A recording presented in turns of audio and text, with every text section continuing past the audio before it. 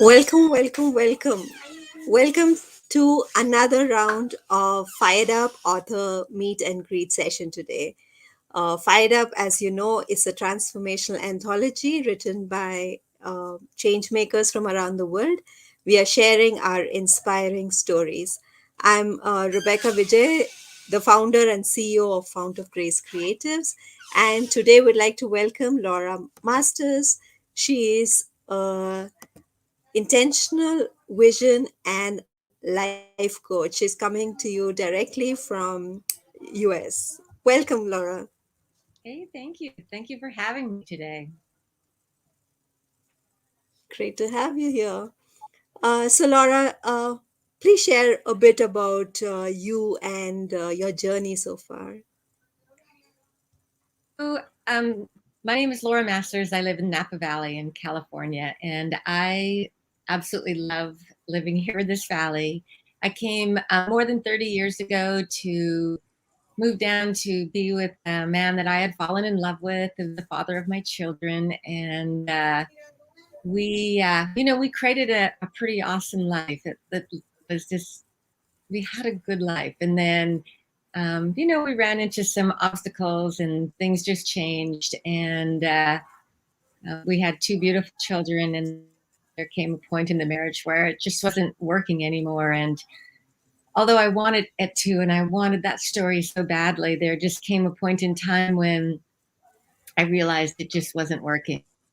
And at that moment, I was absolutely terrified, but I knew it's what I needed to do.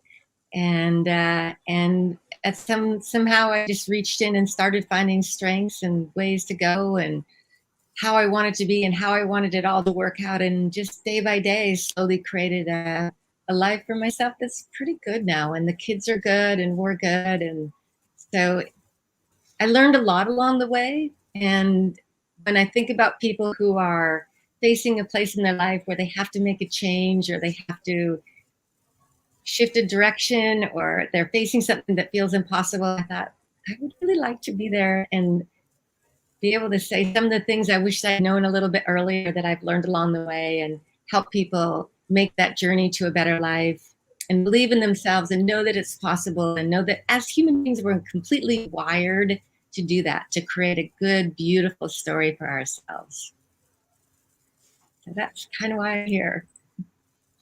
Yeah, that's so nice to hear about your background and what you feel.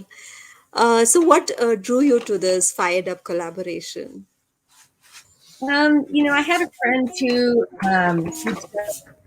I had a friend who reached out to me from England and said, I heard about this happening, and I feel like you have a story that would be good to contribute. And so I took a look at what the purpose of the book was, and the audience that we're hoping that it will reach. And so I thought, I might have a story that fits that. And then, I connected with you, Rebecca, and you said, yeah, that story actually fits. And so, yeah, it was just kind of the world kind of conspired for me to write this chapter.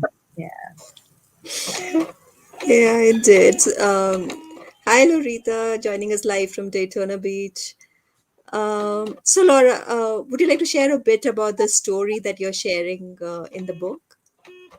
Yeah. So in the book, I talk about is how I found myself in a moment in life where I just knew that I had to make a change, and that the change terrified me. And then I just started to look around and dig in deep and get really clear about what I wanted. And even though I didn't know exactly how I was going to get there, I knew that deep down inside I wanted to create a really good life for my children, and I wanted them to be happy and feel loved, and I wanted to be able to provide them with everything that I wanted to in my marriage. And so I started just writing down some of the things that I did and the intentions that I created in my heart. And what I got really clear about over the years that I was pulling my life together and creating a future for us was that if I really truly lived from my heart, if I really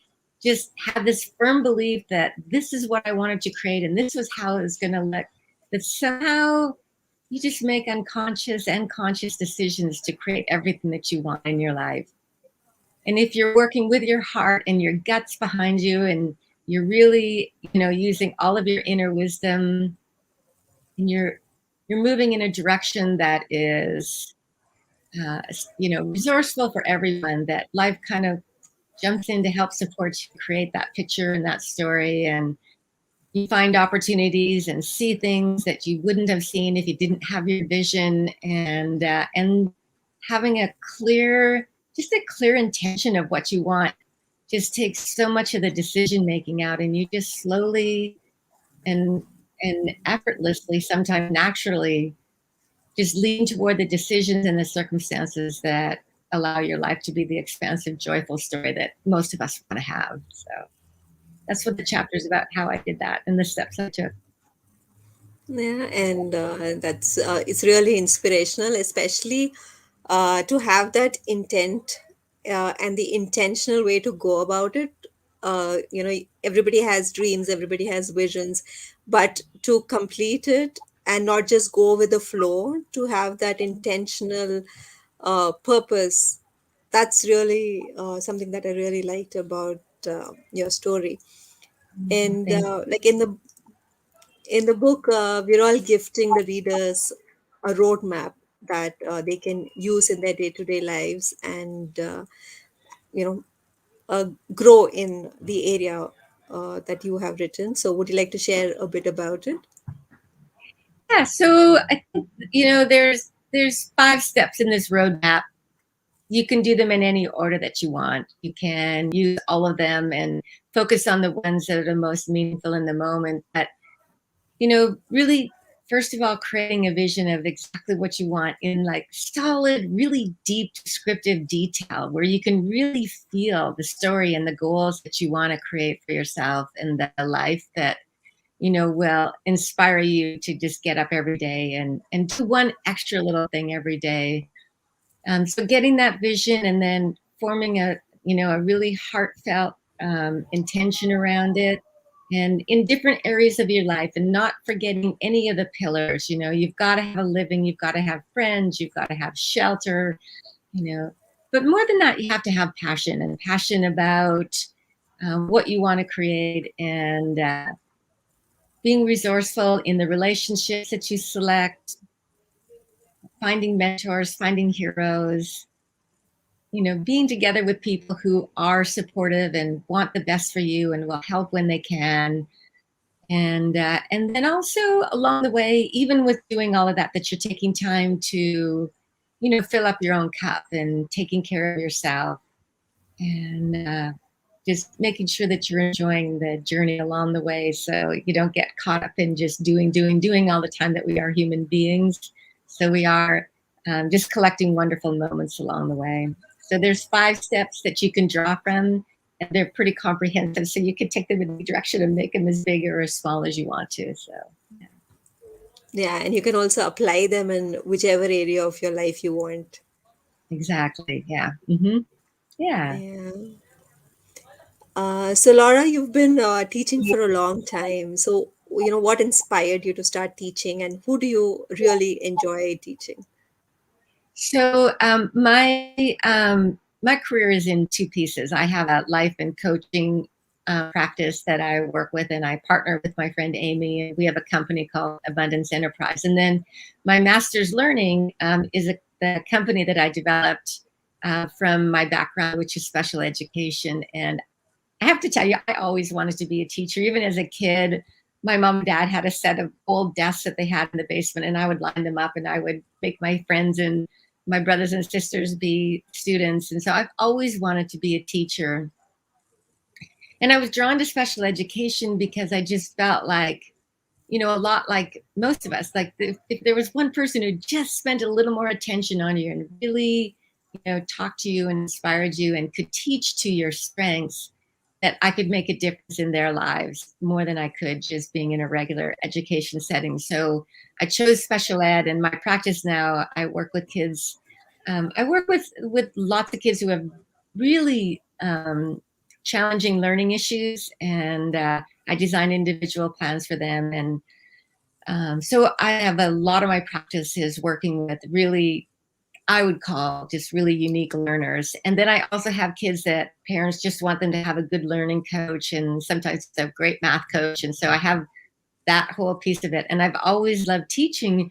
And what I found is after a little while, after I got them really good at everything they needed to be good at, there needed to be more. And that's when I found neuroscience, and I started just studying everything about the neuroscience of learning, because it helped me become a better teacher. And then I got them so they were getting the grades and doing everything, but not everybody was totally happy. So then I started researching positive psychology and learning, the elements and foundations of happiness through neuroscience and practices of just creating, good habits and well-being and positivity in your life, which, have now been found to be actually precedes happiness and success and content and overall well-being. So it's just been a journey of all of that I pulled together. And I love teaching about every bit of it, because it's just made such a difference in my life and in the people who are in my life with me, and my kids, and certainly my students, so my coaching clients.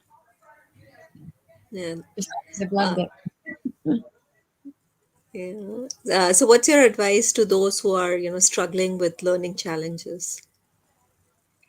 With learning challenges, if you have learning challenges, finding somebody in your particular area that can help you understand what they are and how to really learn about what your strengths and your passions are, so that you can have your own way of learning and master that. And if you're struggling with a life decision or a challenge or something you need to decide, just find somebody who's really willing to listen, who's really able to get down and just want to ask you about your deepest questions about it. Like, why do you want this? What is so meaningful about this? What difference would this make? What would this create in your life that would be really desirable? And knowing that there's every single piece of you wants to make this happen. One of those decisions that you make and that you're like all in, and somebody can help you find that kind of all in feeling, instead of like, later where you go, I knew it. I should have listened to my gut. I knew that was never going to work. And so we already know that we have all of these wisdoms that need to pull together and push us forward to create what we want and how it feels to be all in. And finding somebody who can help you get to that space is powerful. So Yeah, so true. It's only when internally you are motivated, then only that external manifestation of that happens. Otherwise, it's just like somebody trying to push you, and you may or may not actually do yeah, that. yeah, Yeah. yeah. And usually, if things aren't going, there's something that's standing in the way, and having somebody help you find out what that is, so you can either accept that that's what's true about yourself and that's the way you want it to be, or you go, oh, no, I can let that go and move on or get around that one thing. But sometimes when we're in it, it's hard to find those things, which is where a coach is very helpful. So, yeah. Yeah. And for your coaching, who are your dream clients, and how do you help them in their journey? So, I mean, a dream client for me would be anybody who just is in their life and feels like there's kind of got to be more, or I want to get through this and really do it well, or I really want to create that thing, or I have to make this change. I may as well make it wonderful. Is kind of at a crossroads in their life, or just really wants to amplify it and have, a feeling of getting up every morning and I just can't wait to live my life. And if that's you, that's kind of it. And oftentimes it's our children that are feeling that way. So if you have children that are feeling that way, I also work with some younger clients too. And if we want more for them, or to help them really understand their potential, or just just anybody who just kind of has a feeling like there's got to be more, or I want to do this well, or I need some help to make this a really fabulous story. So, yeah. So, do you work like only offline or online as well? I have some, most of my practice is in person, but my coaching practice is primarily either Zoom or voice call. And I also work for a company called Bravely, where I do corporate coaching, and all of that is on Zoom as well. So it's the coaching most often actually is either by telephone or on Zoom. Okay. So, where can people who are interested in getting to know you more find you? Yeah. So I have a website, which is masterslearning.com, and you'll find me on that. And my coaching practice that I my friend Amy is Abundance Enterprise. And yes, there's two E's in the middle there. And so Abundance Enterprise is our website for the coaching. And then you can find me Masters Learning in LinkedIn or on Facebook. And of course, Laura Masters, I'm there. So lots of ways to find me. Yeah. Yeah. Thank you so much, Laura, for taking out the time today. Any final words that you would like to share? Yeah, I feel like what I would really want people to know is that, you know, we have a predestination of having a really terrific life. And human beings are wired neurologically, we're wired philosophically, our hearts, our whole being is really designed to reward and really want to create a good life for ourselves. And we're the only species that has been able to occupy every corner of the world and adapt and overcome adversity. And it's really within every one of us to meet, overcome adversity, create a great story, and find joy and happiness and contentment, and have a really resourceful life that they love. And everybody can do it. Everybody has a way to do it. Sometimes we need someone to give us help along the way, but yeah, just know that you can do it. That's what I would say. Yeah. Yeah, so just know that you can do it. So thank you all for joining us on these author meet and greets. We hope you are getting fired up and are ready for the book launch coming soon.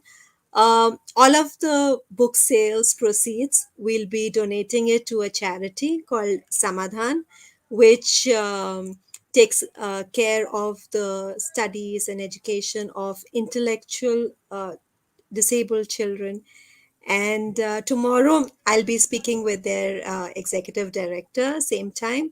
So see you all tomorrow. And thank you again, Laura, for joining us today. Welcome. And may I just take a moment to say thank you, Rebecca, for pulling all of this together and creating a resource for people who just might need one nudge to get going on a great life. So thank you again for your time and your energy. Thank you. Thank you so much, Laura. You're welcome. Okay, bye. Bye.